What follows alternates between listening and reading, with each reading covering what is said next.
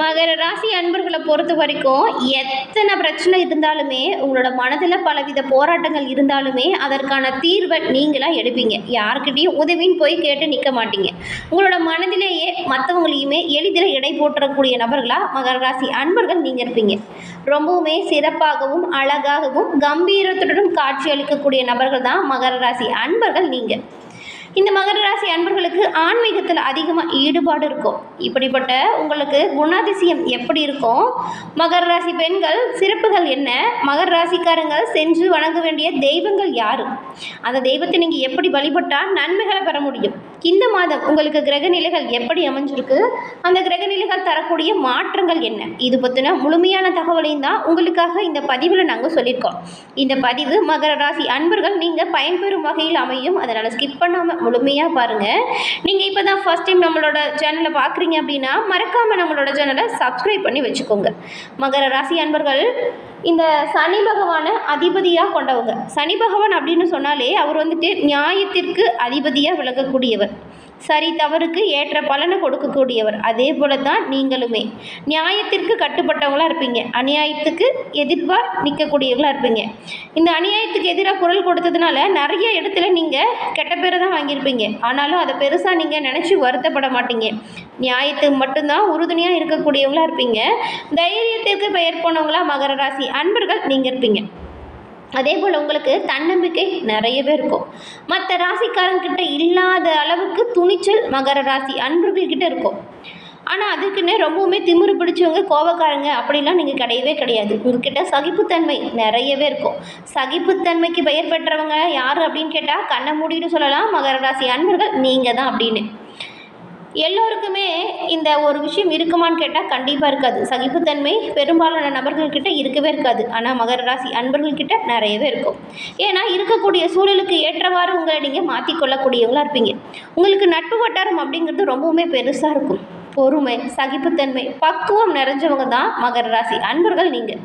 முடிஞ்ச வரைக்கும் எந்த ஒரு விஷயத்துலையுமே பொறுமையாக செயல்படுவீங்க. பொறுமை காத்து அரவணைப்பாக இருப்பீங்க. ஆனால் அதுக்கும் மேலே சீண்டினாங்கன்னா அவங்களோட உறவை துண்டிக்கவுமே நீங்கள் தயங்க மாட்டீங்க. உங்களுக்கு லேசில் கோபம் வராது. மென்மையும் நாகரிகமும் தெரிஞ்சவங்க நீங்கள். எந்த ஒரு விஷயத்தையுமே உழைச்சி வாங்கணும் அப்படின்னு நினைப்பீங்க.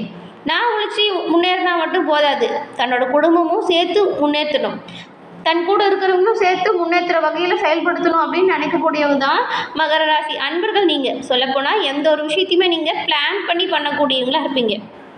இப்படிப்பட்ட மகர ராசி அன்பர்களுக்கு இந்த மாதம் அமைஞ்சிருக்கக்கூடிய கிரக நிலைகள், அதன் மூலம் வரக்கூடிய மாற்றங்கள் என்ன அப்படின்னு பார்க்கலாம். எல்லோருக்குமே எல்லா விதத்துலையுமே நன்மைகளை மட்டும் செய்யக்கூடிய உங்களுக்கு வரக்கூடிய பிரச்சனைகளை தீர்ப்பதற்கு நிறைய இடத்துல குழம்பி போய் நின்றுருப்பீங்க. பிரச்சனை வராமல் இருக்கணும் அப்படின்னு நினச்சிங்கன்னா நீங்கள் சனிக்கிழமையில் நவகிரகத்தில் இருக்கும் சனி பகவானை தொடர்ந்து வழிபட்டு பாருங்கள், நன்மை பிறக்கும். கூடிய விரைவில் நீங்கள் நினச்ச நல்ல விஷயம் ஒன்று நடக்கும். அதே போல் சனிக்கிழமையில் சிவபெருமான் வழிபாடை இந்த மகர ராசி அன்பர்கள் செய்து வருவதன் மூலம் எண்ணற்ற நல்ல முன்னேற்றத்தை நீங்கள் அடைய முடியும். சிவபெருமான் மற்றும் சனி பகவான் வழிபாடு மகர ராசி அன்பர்களுக்கு உங்களோட வாழ்க்கையில் வரக்கூடிய அனைத்து பிரச்சனைகளுமே தீர்க்கக்கூடிய ஒரு வழிபாடாக பார்க்கப்படுது.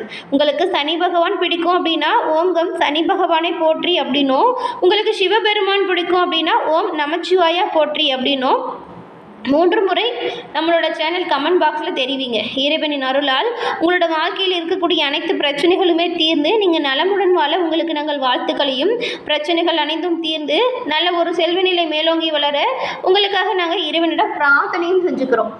அதே போல் ஜோதிட ரீதியாக உங்களுக்கு நிறைய பிரச்சனை இருக்குது, அதற்கு சரியான இடத்துல தீர்வு பெறணும் அப்படின்னு நினச்சிங்கன்னா டிஸ்கிரிப்ஷனில் ஜோதிடர் நம்பர் இருக்குது, அதை நீங்கள் பயன்படுத்திக்கோங்க, நல்லது நடக்கும். நாம் இப்போ தொடர்ந்து உங்களுக்கு இந்த மாதம் கிரகநிலைகள் எப்படி இருக்குது, அதன் மூலம் வரக்கூடிய மாற்றங்கள் என்ன மாதிரியான தாக்கத்தை கொடுக்கும் அப்படின்னு பார்க்கலாம். கிரகநிலைகளை பொறுத்த வரைக்கும் மகரம் ராசியில் இருக்கக்கூடிய உத்திரம், திருவோணம், அவிட்டம் உங்களுக்கு பஞ்சமஸ்தானத்தில் சுக்கிரனும், ரணருண ரோகஸ்தானத்தில் சூரியனும் குருவும், கலசரஸ்தானத்தில் புதனும், அஷ்டமஸ்தானத்தில் செவ்வாயும் கேதுவும், தனவாக்கு குடும்பஸ்தானத்தில் சனியும் ராகுவும் இருக்கக்கூடிய வகையில் கிரக நிலைகள் பலம் வரக்கூடிய சூழ்நிலையில் அமைஞ்சிருக்கு. இந்த கிரகநிலை மாற்றங்கள் வந்துட்டு மாதம் முதல்லையே தனவாக்கு குடும்பஸ்தானத்தில் இருந்த சனி பகவான் அவர் வந்துட்டு வக்கரம் அடைய போகிறாரு. அதே போல் கலசரஸ்தானத்தில் புதன் பகவான் வக்கரத்தை ஆரம்பிக்க போகிறாரு. ரணருண ரோகஸ்தானத்தில் இருந்து சூரியன் கலஸ்திரஸ்தானத்திற்கும், புதன் பகவான் கலஸ்திரஸ்தானத்தில் இருந்து ரணருண ரோகஸ்தானத்துக்கும் மாறுறாங்க. அதே போல் பஞ்சமஸ்தானத்தில் இருந்த சுக்கிரன் ரணருண ரோகஸ்தானத்திற்கும், அஷ்டமஸ்தானத்தில் இருந்த செவ்வாய் பாக்கியஸ்தானத்திற்கும் மாற்றம் நடக்க போகுது. இந்த மாற்றங்கள் மூலம் உங்கள் ராசிக்கு உண்டாகும் பலன்கள் அப்படின்னு பார்க்கலாம். இந்த மாதம் நீங்கள் உங்களுடைய காரியங்களில் இதுவரைக்கும் இருந்து வந்த தாமதமான போக்கு, தாமதமான நிலை, இது எல்லாமே உங்களை விட்டு நீங்கிடும். உங்கள் வார்த்தைகளுக்குமே வெளி வட்டாரத்தில் மதிப்பு அதிகரிக்கும்.